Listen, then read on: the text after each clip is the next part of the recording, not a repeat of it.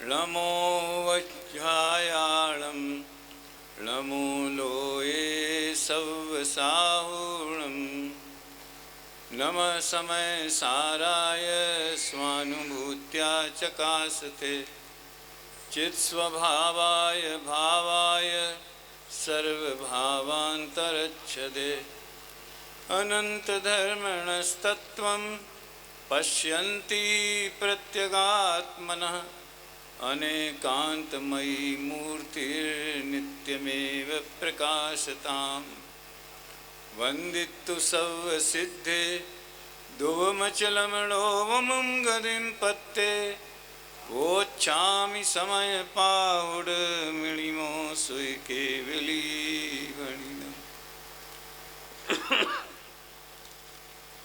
3 दिनों से आज तीसरा दिन है। छठवीं गाथा की चर्चा अपन ने प्रारंभ की है। ज़्यादा लंबी भूमिका बनाने के बजाय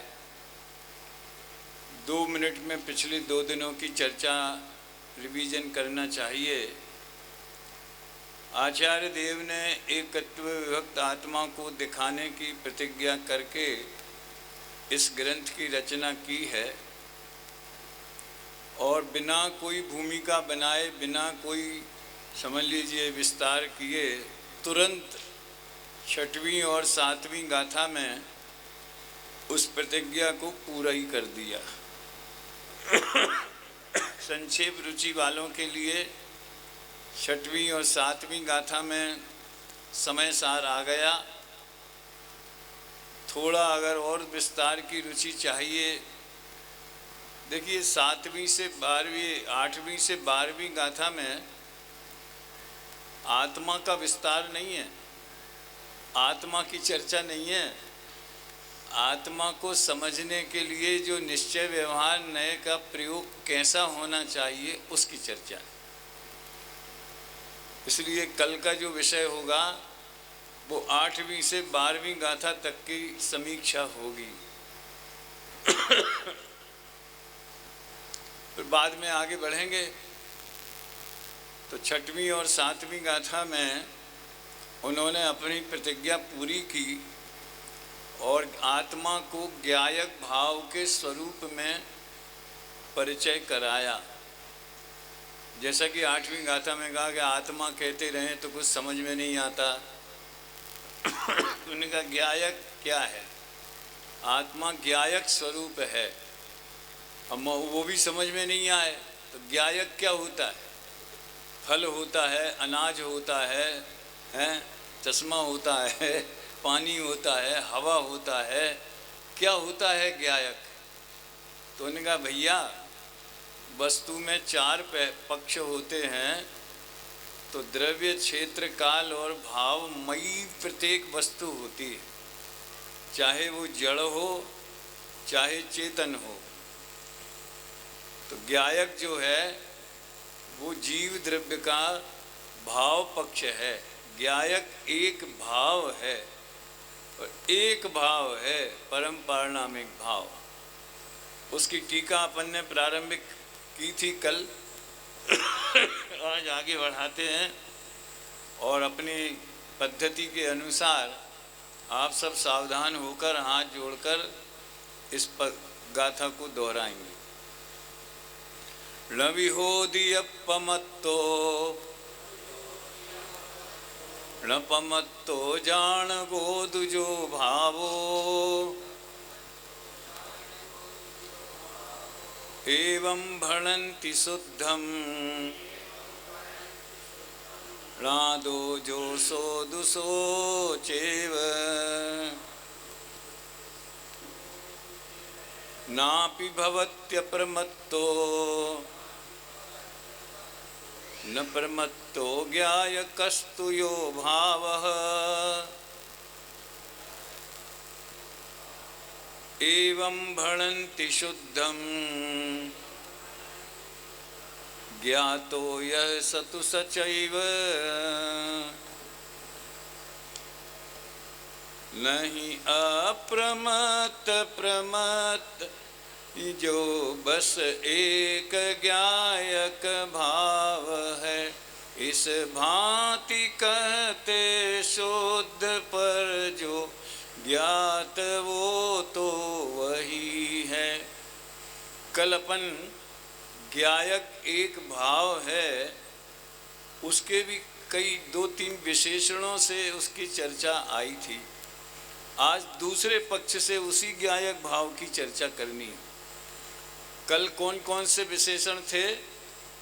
पहली चीज तो वो अनादि अनंत है, मतलब किसी ने बनाया हो, उसका निर्माण किया हो, ऐसा नहीं है।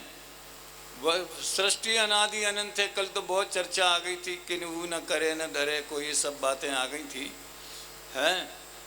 तो 6 द्रव्य अनादि अनंत हैं, तो द्रव्य के गुण अनादि अनंत हैं, गुणों का परिणाम अनादि अनंत है। तो कौन ऐसी चीज है कि जो बनाई जावे? इसलिए पहला परिचय तो काल से दिया, अनादि अनंत है, मतलब आज भी है। अनादि अनंत में ये है समझने की बात। देखो भैया, वर्तमान पर्याय में तो राग द्वेष हैं, वर्तमान में तो मोह राग द्वेष हैं, सही बात है। लेकिन वर्तमान के 2 अर्थ होते, एक त्रिकाली वर्तमान और एक तात्कालिक वर्तमान। तात्कालिक वर्तमान माने जो उत्पाद व रूप पर्याय होती हैं, उपसम भाव, क्षयोपसम भाव, छायक भाव। जब थोड़ी मेरे चेहरे पे मुस्कान आई थी तो भाई साहब की नज़र पड़ गई थी। वो क्यों आई थी मुस्कान? वो इसलिए आई कि उन्होंने कितनी गहरी बात कह दी कि जिसमें पुद्गल के सद्भाव की अपेक्षा हो चाहे अभाव की अपेक्षा हो, पराश्रित निरूपण। अनंत को हम 4 घाती कर्मों का क्षय हो गया इस रूप में पहचानते हैं, तो ये तो घाती कर्म का गुणगान हुआ। है? तो वो वर्तमान की बात है। उपसम भाव, क्षयोपसम भाव, औदिक भाव, छायक भाव, ये 4 भाव जो हैं, ये वर्तमान पर्याय में जिसकी जिसमें जो होवे। लेकिन पारिणामिक भाव, ज्ञायक भाव भी वर्तमान में है कि नहीं है? ये जो कारण शुद्ध पर्याय एक शब्द डेवलप हुआ और अब तो काफ़ी लोग उससे परिचित हो गए, वो हमने कारण शुद्ध पर्याय की एक वो परिचय कविता लिखी है, और नियमसार नवनीत साहब आपके ख्याल में आई हो, नहीं तो बाद में बताना। यही प्रवचन है, सुरी जी जानते, नियमसार नवनीत। इसकी ज़रूरत क्या है? वैसे देखा जाए तो कोई ज़रूरत नहीं है। वो शब्द को तुम आग्रह मत रखो, इतना जान लो कि जो अनादि अनंत है ना, वो वर्तमान में नहीं होवे तो अनादि अनंत कैसे होगा? जैसे मान लीजिए किसी की उम्र 75 साल की हो गई, तो जन्म से लेके 75 साल में अखंड रूप से उसका प्रति सेकंड और प्रति समय विद्यमान है, और आज भी वर्तमान में भी वो है। खैर ठीक है, तो स्वतः सिद्ध होने क्यों है अनादि अनंत? क्योंकि स्वतः सिद्ध है, एक बात। और शाश्वत है क्योंकि नित्य उद्योत रूप है। थोड़े कठिन शब्द जरूर हैं। अब दिक्कत ये है कि एक बच्चा केमिस्ट्री के अध्यापक से बोला कि देखो साहब, H2O2 CO2 जे हमारी समझ में नहीं आते, आप तो हमारी बुंदेलखंडी में केमिस्ट्री पढ़ा दो। है? अरे भैया, जो विषय समझना है उसके जो टर्मिनोलॉजी है जिसको कहते हैं, उसकी टर्म क्या बोले थे ना, टर्म वो तो जाननी पड़ेगी।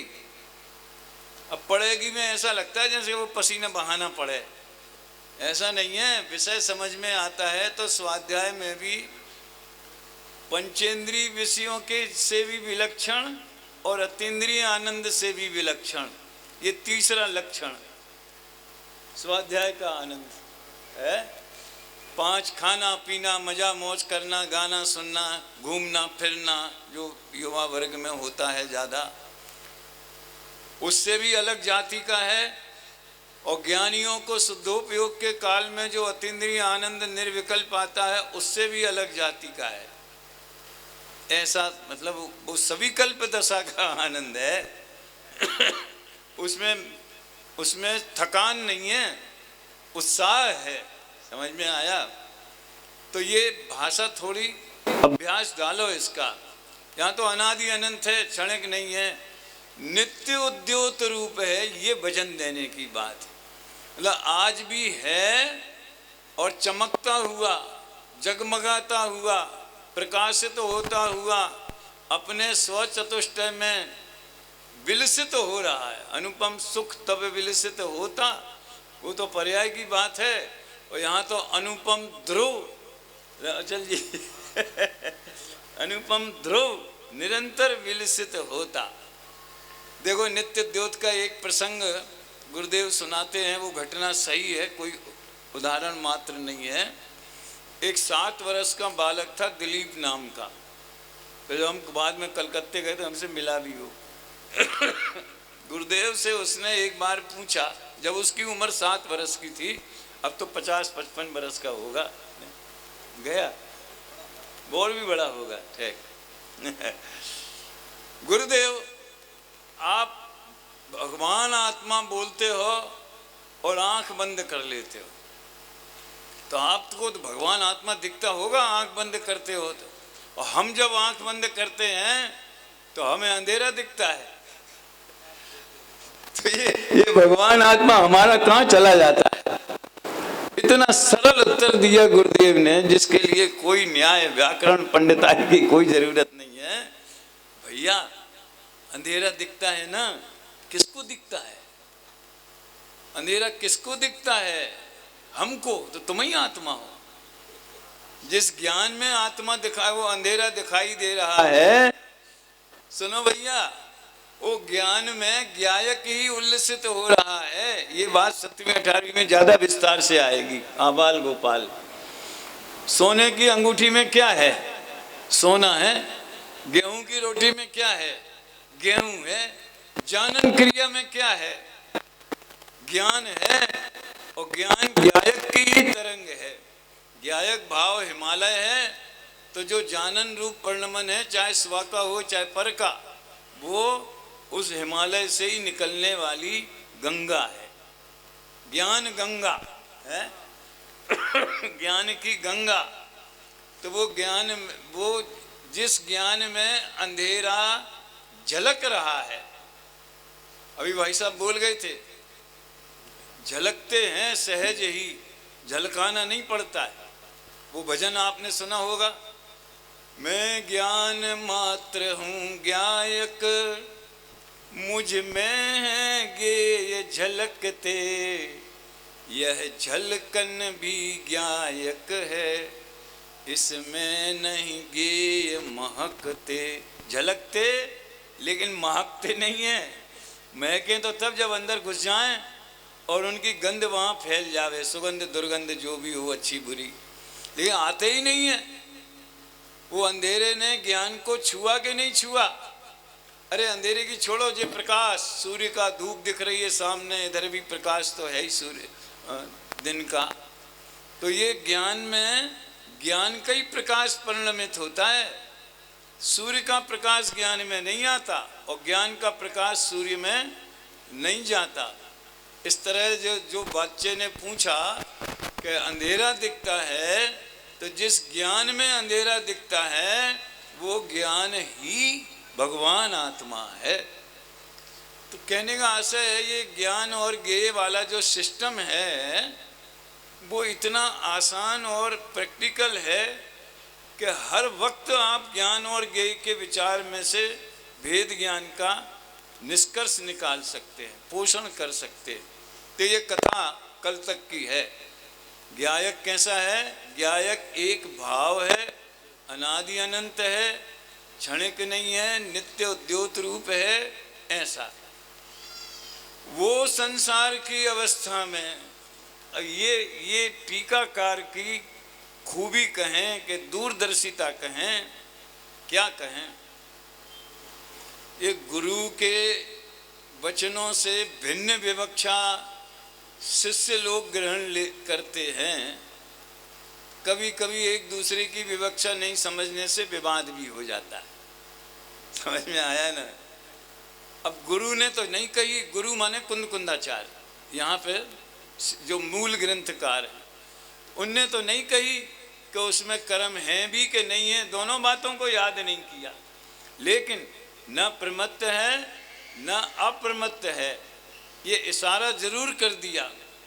उसको लेकर के उन्होंने ये खुलासा किया, ये प्रमत्त नहीं है, इसका खुलासा है। पहले प्रमत्त बताओ। तो अनादि से देखो, ये इसकी संस्कृत बहुत बढ़िया है। एको भाव स संसार अवस्थायाम अनादि बंध पर्याय निरूपणया क्षीरोदकवत कर्म पुद्गलई समम एकत्वे अपि। बस अभी अर्ध कौवा है, फुल स्टॉप नहीं है। कर्म पुद्गलों के साथ अनादि बंध पर्याय की निरूपणा से देखा जाए, जिसको थोड़ा शास्त्रीय भाषा में व्यवहार नहीं भी कहते हैं। कल मैं ज़्यादा चर्चा करूँगा व्यवहार नहीं की, क्योंकि 11वीं गाथा में अभूतार्थ है, हेय है, ऐसी बातें आई हैं ना, तो उससे लोगों को बहुत भ्रम हो जाता है। उसकी चर्चा कल करेंगे भैया। आपके संगी साथियों को किसी को उस मामले में शंका होती होवे तो भुला लाना। समझ में आया ना? इसलिए मैंने कल की फिल्म कौन सी होगी वो ट्रेलर आज थोड़ा सा हेडिंग बता दिया, कल इसकी चर्चा आएगी। अभी तो केवल इतना कहना है, देखो जो ज्ञायक भाव अनादि अनंत है, नित्य उद्योत रूप है, वो ही ज्ञायक भाव, वस्तु वो ही है। एक हम लोग जब जयपुर आए, उपाध्याय में भर्ती हुए, और दादा के तो पहले से भी प्रवचन होते थे, लेकिन हम लोग बैठते तो फिर हम लोगों के लक्ष्य से बहुत बातें आने लगी। तो वो एक बात कहते थे, द्रव्य शुद्ध है और पर्याय अशुद्ध है, द्रव्य मुक्त है, पर्याय में बंध है, ये भाषा डिफेक्टिव है। अशोक, ये बात गलत है ऐसा नहीं बोलते थे, वो कहते थे ये भाषा सही नहीं है। सही भाषा क्या है? जो वस्तु नित्य है वही वस्तु अनित्य है। अपेक्षा बदल गई। और उनके तत्व चिंतन पे मैंने ग्वालियर में चर्चा की थी। उसका 18वां छंद है, अपेक्षा लगाने से सब बात समझ में आ जाएगी, और अपेक्षा नहीं लगाओगे तो कुछ भी समझ में नहीं आएगा। अब ये सिस्टम है भैया, इसमें कोई दबाव होवे, कोई मजबूरी होवे। दुनिया के लौकिक ज्ञान के लिए बच्चे कितनी मेहनत करते, एक एक कमरे में घुस जाते हैं। हमारा गायक जब MBA की परीक्षा दे वो पढ़ाई करता था, 9 बजे घुस जाएगा, मुझे बिल्कुल डिस्टर्ब नहीं करना है, भूख लगेगी मैं खुद ही आ जाऊँगा। लौकिक पढ़ाई के लिए मन वचन काय से, तन मन धन से कितना समर्पण है। यहाँ तो इतना कुछ नहीं करना है, यहाँ तो जरा सा रुचि पूर्वक मेरे हित की बात है। और मुझे तो इन बातों की खबर ही नहीं थी, और मैं प्राप्त पर्याय में तन्मय हो रहा था, और ये जो कहा जा रहा है सो ये मेरे हित की बात है। और व्यक्ति का हित हो जाएगा तो सारे समाज का हो गया, और सारे राष्ट्र का हो जाएगा, सारे जगत का हो जाएगा। हित अपने ही होना है। तो ये बात कैसे आई? अपेक्षा से। जो ज्ञायक भाव 14वीं गाथा में बताएंगे अबद्ध स्पष्ट है, कर्मों को छूता भी नहीं है, बंधेगी तो बात छोड़ो, हैं? वो ही ज्ञायक भाव जब बंध पर्याय की, यानी अनादि काल से जो उसकी बंध पर्याय चल रही है, लिखा है इसमें बंध अनादि बंध पर्याय निरूपणया, तृतीय विभक्ति है डॉक्टर साहब। अनादि बंध पर्याय के निरूपण से, यानी उस अपेक्षा से देखा जाए तो कैसा दिखेगा? क्षीरोदकवत कर्म पुद्गलई समम एकत्वे अपि। क्षीर और उदक, क्या वो उदक चंदन बोलते हैं? वहां उदक माने क्या होता है? जल। कल बता दिया था, जल पय ज्यों जिए तन मेला, पे भिन्न भिन्न नहीं भेला। अब जब उसकी बात कहो तो वो 6 डाला की हो जाती है, तो हमको लगता हाँ पहले 6 डाला सर्वव्यापी तो है ही, लेकिन कुछ लोगों को ऐसा लगता है ये तो पंडित की बात है।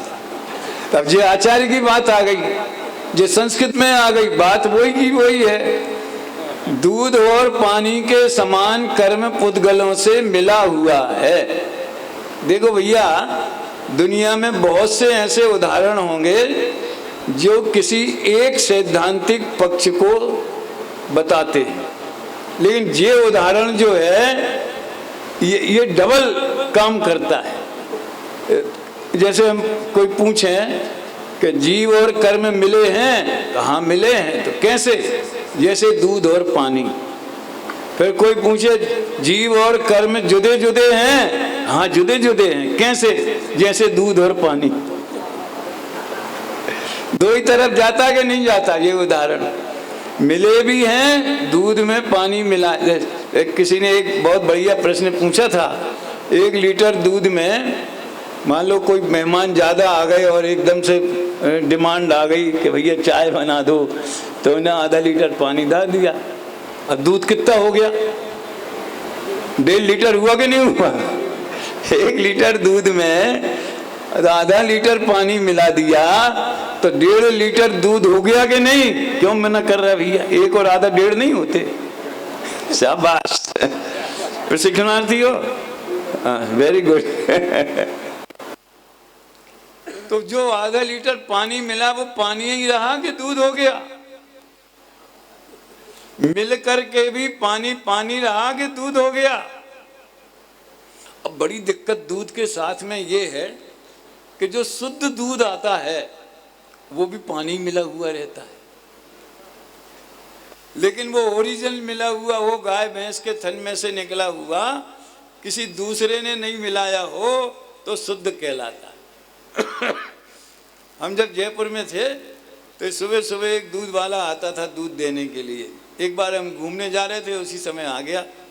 अब अपनी तो आदत है थोड़ा सबसे हंसने बोलने की, हाल चाल पूछने की, क्यों भैया ठीक ठाक है ना? हाँ सब ठीक ठाक। यार हमें शुद्ध दूध दिया करो तुम। उसने जो जवाब दिया वो सुनने लायक है। देखो भाई साहब, हमारा दूध भी शुद्ध है, हमारा पानी भी शुद्ध है, हमारी भैंस भी शुद्ध है। ऑफिस के बाहर की गली की बात है, मुझे पूरा दृश्य ख्याल में। दूध भी शुद्ध, दूध में शुद्ध पानी मिलाया, छना हुआ तो दूध अशुद्ध हो गया। 2 शुद्ध मिलने पर भी अशुद्ध हो जाता है, बड़ी विचित्र बात है। कर्म परमाणु स्कंदक पने की पर्याय को गौण कर दें अपन, लेकिन उनमें दूसरा नहीं मिलता, जीव द्रव्य नहीं मिला, तो कर्म भी शुद्ध है और जीव भी शुद्ध है, वो मिल गए सो अशुद्ध हो गए। लेकिन पानी पानी ही रहेगा, दूध नहीं बन जाएगा। और ये कोई साइंस की प्रयोगशाला में सिद्ध करने की जरूरत नहीं है, घर घर में हम ये प्रयोग करते हैं। कदाचित कभी कभी क्या होता है, भैंस वगैरह का दूध बहुत गाढ़ा होता है तो बच्चों को या किसी को पचता नहीं है तो उसमें पानी मिला भी देते हैं। लेकिन जब गर्म करते हैं तो भाप किसकी बनती है, दूध की या पानी की? और दूध का क्या बनता है? जब पूरा पानी निकल जाए, जितना हमारा मिलाया गया, चाहे वो भैंस के थन में से आया हुआ, उसमें से भी मिल्क पाउडर नहीं आता, पानी ही आता है। तो जब पूरा पानी जल जाए या भाप बन जाए तो जो बचे वो असली दूध था, और जितने की भाप बनी वो पानी था। तो आत्मा और कर्म मिले हैं, हाँ मिले हैं। कैसे? दूध और पानी की तरह। और अलग अलग हैं, हाँ अलग अलग हैं। कैसे? दूध और पानी की तरह। क्षीरोदकवत कर्म पुद्गलई सम। क्षीर नीर की भांति कर्म पुद्गलों के साथ एक रूप होने पर भी, चलो भी के प्रयोग अभी बता देता हूं, 7वीं 18वीं गाथा में भी काम में आएंगे। भी कब लगाई जाती? भी के पहले जो बात होती है उससे विरुद्ध बात कहना होवे तो भी शोभा देती, जरूरी है। समझ में आया? दो प्रयोजन है प्रमोद भैया, भी लगाने के दो प्रयोजन है। एक तो जो बात कही जा रही है उससे कुछ विरुद्ध अपेक्षा वाली बात कहनी है, दूसरा पक्ष बताना है तो भी लगाते। दूसरा, भी के पहले जो बात कही जाएगी उस पे से वजन हटाना है। मात्र जाने लो प्रयोजन वांछ है, केवल ज्ञान नहीं, सिर्फ ज्ञान करने की बात है। और भी के बाद में वो बात लगाएंगे जिस पे वजन देना है। तो यहाँ पर कर्म पुद्गलों के साथ एकत्व होने पर भी, यानी है तो हमने माना है, निषेध नहीं किया, सर्वथा निषेध नहीं किया। लेकिन दूसरी बात और ज्यादा महत्वपूर्ण, अगर दोनों तरफ एक ही सी बात होवे तो कैसा लगेगा? प्रयोग करके बताऊं है? एक विद्यार्थी साल भर पढ़ता रहा, खूब मेहनत की, घर का भी कोई काम नहीं, पिताजी का नहीं, बस सब पढ़ते रहो, वो फर्स्ट क्लास पास हो गया। हम कहे साल भर पढ़ता रहा तो भी फर्स्ट क्लास पास हो गया, तो इसमें भी लगेगी? अरे फेल हो जाए तो लगेगी। साल भर पढ़ता रहा तो भी फेल हो गया। और एक विद्यार्थी सब शिविर में जाता रहा, सब पूरा प्रचार में लगा रहा और 1 महीना की पढ़ाई करी परीक्षा के पहले और टॉप पर आ गया, डिस्टिंक्शन मिल गए। अरे कुछ भी नहीं पढ़ा और 1 महीने की तैयारी की तो भी लगती ना है। किसी विद्वान को बुलाया जाए, इनका दूसरी जगह वचन दे चुके थे या फिर तबीयत ठीक नहीं थी या घर में जरूरी काम था, तो भी हमारे आग्रह से वो यहाँ पधारे, हम उनके बड़े आभारी। तो जचती है बात। और कहीं इनका कहीं कोई निमंत्रण नहीं था, फोकट फ्री बैठे थे देवलाली में है, फिर भी आ गए। अरे तो आएंगे ही आएंगे। अब ये बात प्राय में 17वीं 18वीं गाथा में आबाल गोपाल सबको सदा काल भगवान आत्मा अनुभव में आने पर भी वहाँ कहता हूँ, लेकिन यहाँ कह दी अब वहाँ नहीं कहूँगा, इशारा कर दूंगा। यहाँ कैसे लगती है? कोई बात नहीं, कर्म पुद्गलों के साथ बंधा हुआ है, लेकिन तो भी देखो द्रव्य के स्वभाव की अपेक्षा से देखा जाए तो देखना पड़ेगा। हाँ, देखना माने देखो अपने अध्यात्म की भाषा में देखना माने भी जानना होता है, चखना माने भी जानना होता है, सूंघना माने भी जानना होता है। ये सब अलग अलग इंद्रियां हैं, इसलिए नाम अलग अलग हो गए, काम तो ज्ञान का ही है। और कभी कभी भाषा भी ऐसी होती है, बहुत बढ़िया कोई भी पदार्थ हो, मिठाई हो, कुछ भी, चक्के तो देखो, तो चक्के जानते हैं कि देखते हैं। और देखना तो किसी को पकड़े में नहीं आता, वो तो केवली गम्य है। क्या है केवली गम्य? मति ज्ञान के पहले जो दर्शनोपयोग होता है वो तो केवली गम्य है, अपन तो आगम से जानते है कि नहीं। तो ये द्रव्य के स्वभाव की अपेक्षा से देखा जाए, यानी उस दृष्टि से हम भगवान आत्मा को देखें जाने, तो दुरंत कषाय चक्र के उदय की विचित्रता के वश से प्रवर्तमान पुण्य पाप को उत्पन्न करने वाले अनेक शुभाशुभ भाव, अब ये विशेषण हटा दो, सीधे ही लिखो, अनेक शुभाशुभ भाव उनके स्वभाव रूप परिणमित तो नहीं होता।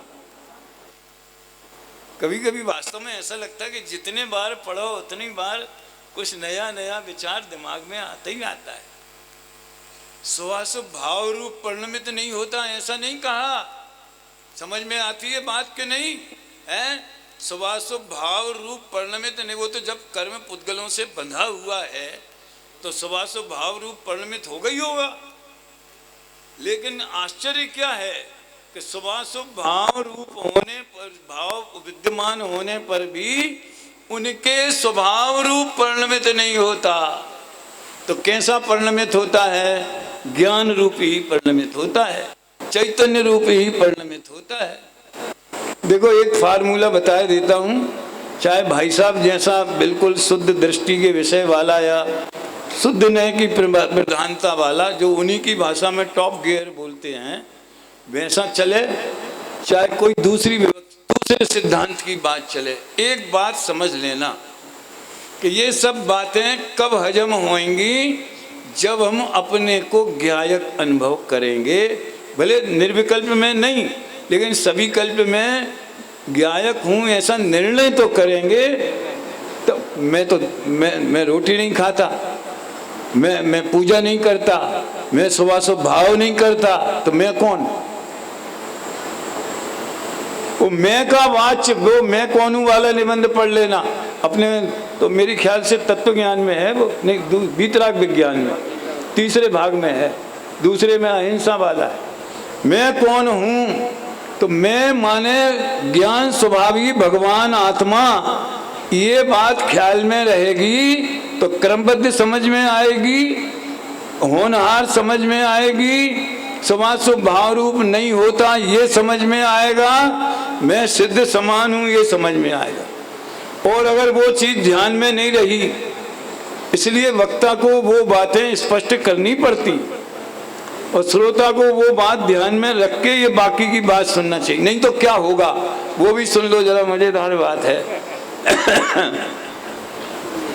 मान लो प्रवचन हो रहा है, डेली कोई जो डेली के विद्वान है अपनी सभा में रोजाना स्वाध्याय करते, उसमें आया वो गुरुदेव की भाषा में वही कि बाई रोटी नहीं बनाती है, समझ में आया ना, पेट्रोल से मोटर नहीं चलती है, यानी एक द्रव्य दूसरे द्रव्य का नहीं करता है। आत्मा शरीर को ही नहीं छूता है तो रोटी क्या बना लेगा? तो वो रोटी वाला उदाहरण जरा डिटेल हो गया है। अब घर पहुंचे तो बाई जी बोली आज मैं नहीं रोटी बनाती, देखें कौन बनाता है। समझ में आया? खूब पंडिताई बघाड़ते हो कि बाई रोटी नहीं बनाती, बाई रोटी नहीं बनाती, अब मैं नहीं बनाती। तो पंडित जी धैर्यवान थे और समझदार थे, बड़े ये इसी जैसे होंगे हैं। उनने बोला पहले तुम ये बताओ कि तुम अपने को मानती क्या हो? अगर अपने को स्त्री मानती हो तो ये मिथ्यात्व तो पहले ही बैठ गया। मैं सुखी दुखी, मैं रंग राव तन उपजत अपनी उपज जान, यही है तो मिथ्यात्व, तो ये तो पहले ही बैठ गया। और सुनो, व्यवहार नए से बोलो तो व्यवहार नए से, मान लो वो स्त्री भी नए चक्र थोड़ी पड़ी हो गए, बोले मैं तो व्यवहार नए से बोल रही हूँ, तो व्यवहार नए से रोटी बनाती हो। और अगर वो ये कहे, पंडित जी बोले कि अपने हमने तो ये कही थी कि जो ज्ञायक भाव है ना वो मैं हूँ, वो रोटी ना बनाता है ना खाता है। समझ में आया? तो ये हर बात में यही चक्कर क्रमबद्ध का पड़ता है? गुरुदेव ने सैकड़ों दफे, जितने बार वो क्रमबद्ध की बात कहते हैं, तो क्रमबद्ध का सिद्धांत तो अकर्तापना प्रकट करने के लिए है। और अकर्ता माने जब पर में कुछ करना नहीं, अपनी पर्याय में भी फेर फार करना नहीं, तो दृष्टि कहाँ जाएगी? हो गया पुरुषार्थ, सम्यक दर्शन का, ज्ञान का, चारित्र का, सबका पुरुषार्थ हो गया। वो तो पुरुषार्थ की बात है। अगर हम अपने स्वभाव को ख्याल में नहीं रखेंगे और फिर क्रमबद्ध की बात करेंगे तो क्या होगा? यहाँ से जा रहे थे, अचानक किसी का धक्का लग गया। समझ में आया? उदाहरण को जैसा लगे वैसा लगा लेना, मूल बात समझना। तो सामने वाला नाराज होने लगा, तो हमने कहा ये तुम्हारी क्रमबद्ध में ऐसे ही था, धक्का लगना था। उसने 2 चांटे लगा दिए। हमने कहा मारा क्यों? ये भी क्रमबद्ध में था।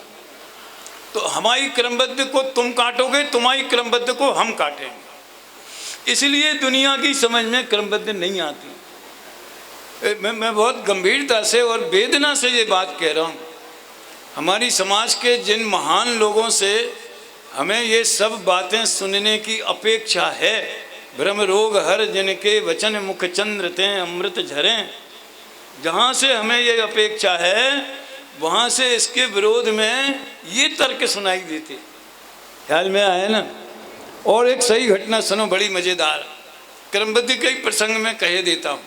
सन 72 में आगरा में शिविर लगा था, हमने उसमें प्रवेश का प्रशिक्षण किया था।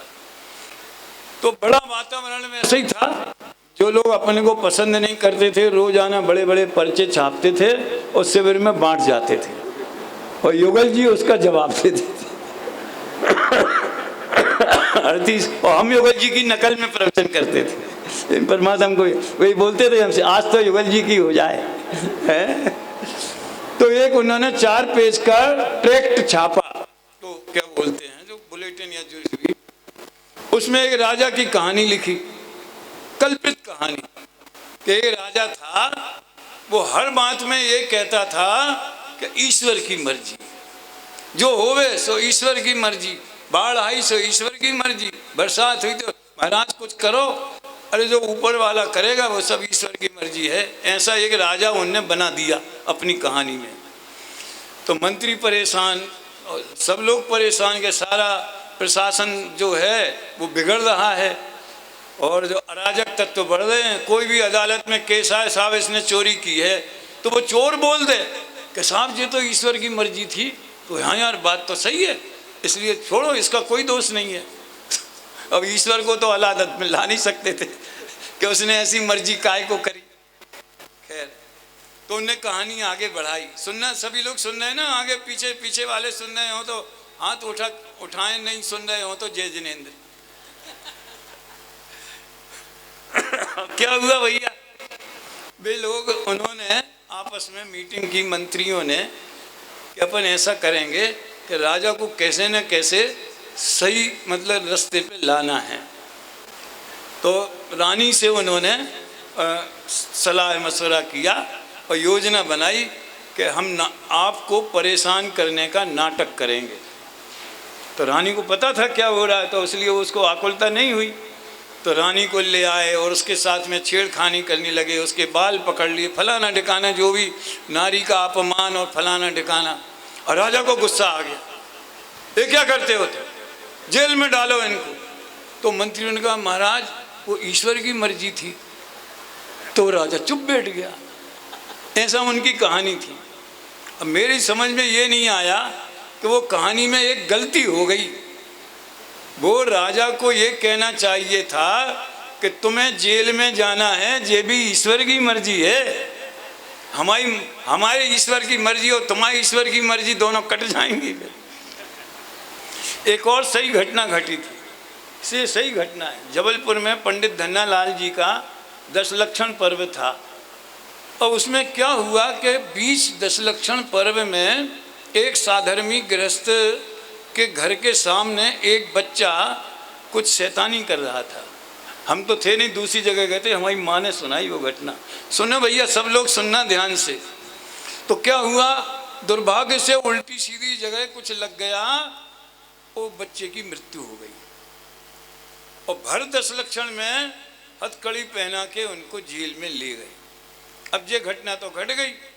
तो लोगों ने पंडित जी धन्नालाल जी साहब से पूछा, कहा कि साहब वो तो क्रमबद्ध में हो नहीं था, उस बच्चे की आयु पूरी होने का क्रमबद्ध हो गया तो वो मर गया, तो अब इसमें उनका क्या दोष, ऐसा पूछा। पंडित जी ने यही जवाब दिया, फिर उनको जेल में जाना भी तो क्रमबद्ध में था।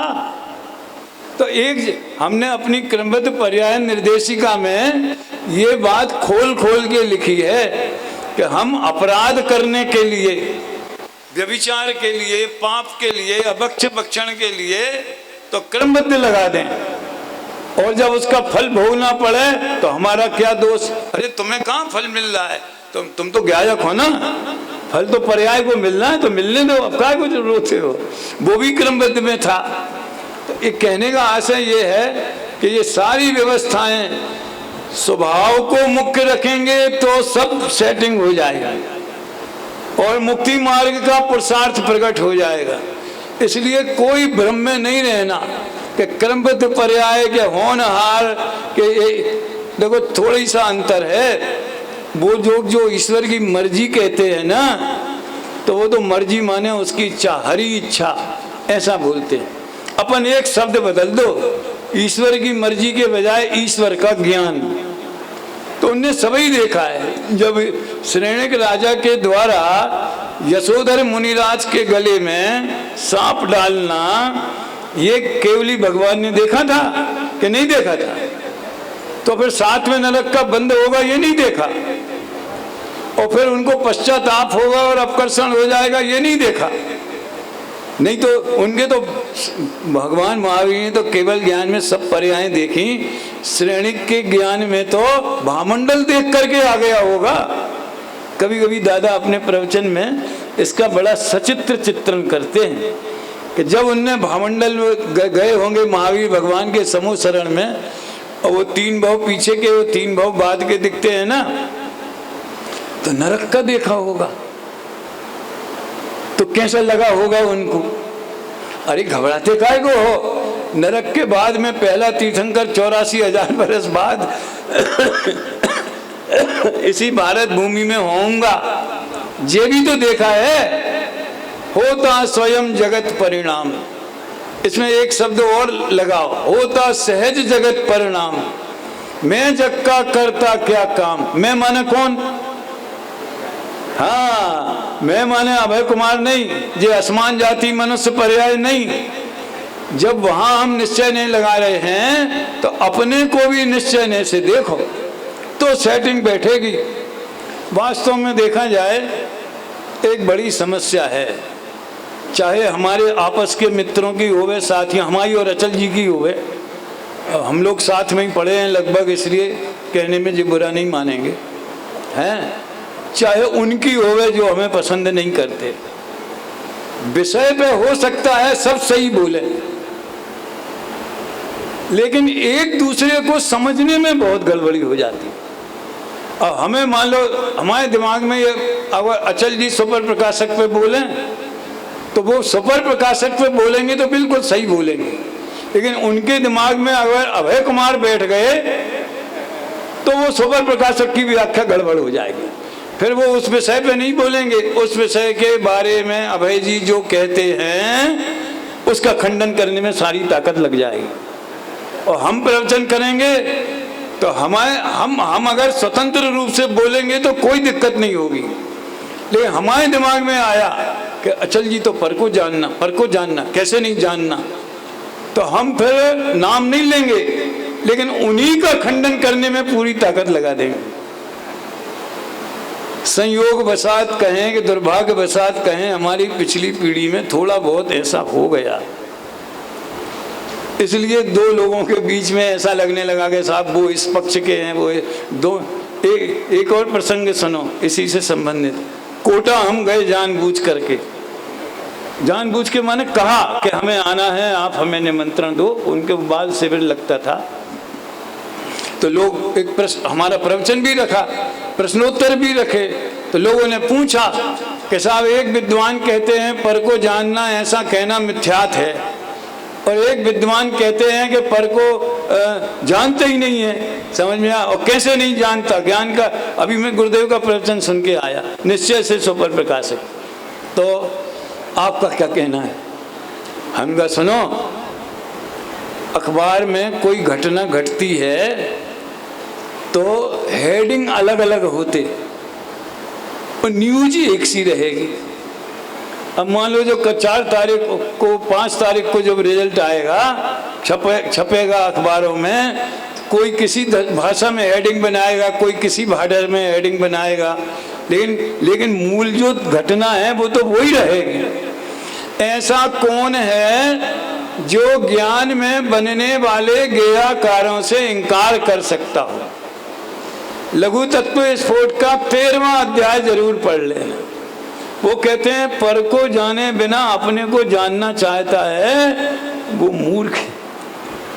लघु तत्व स्फोट समझ में आए ना? तो ज्ञान में गे झलकते हैं, माने गेयाकार परिणमन होता है, इससे कौन इनकार कर सकता है? और ज्ञान में गे आ जाते हैं या ज्ञान गे में चले जाते हैं, ऐसा कौन मान सकता है? बात दोनों तरफ से एक ही है। तो वो ही गायक भाव हमने जानबूझ करके इन विषयों का स्पष्ट किया, ताकि वो कल जो निश्चय व्यवहार का स्पष्टीकरण होगा उसके लिए आप तैयार हो करके आवे, और 2-4 को और ले आवे जिन्हें शंका होती हो। नहीं लाए तो कोई बात नहीं, बाद में सुनवा देना यूट्यूब से। बस वही ज्ञायक भाव।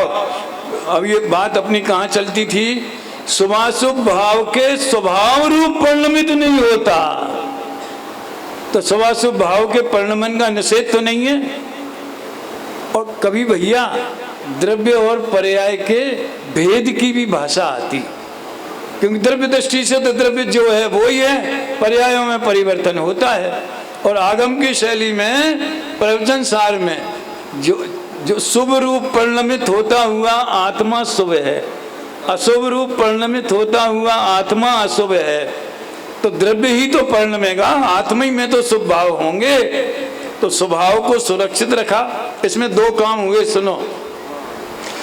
उनके स्वभाव रूप परिणमित नहीं होता ऐसा कह के स्वभाव को सुरक्षित रखा, और शुभाशुभ भावों की भी सत्ता से इंकार नहीं किया। स्वभाव सुरक्षित है और शुभाशुभ भाव हैं तो रहे आए।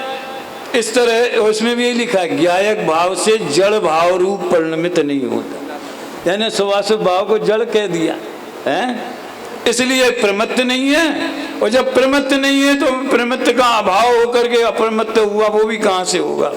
तो ये एक पैराग्राफ मुझे बताना था।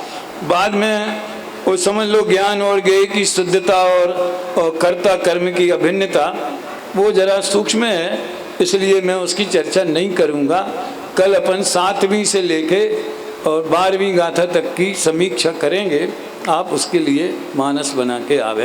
अभी यहीं विराम लेते हैं। सहजानंदी शुद्ध स्वरूपी अविनाशी आत्मस्वरूप, सहजानंदी शुद्ध स्वरूपी अवि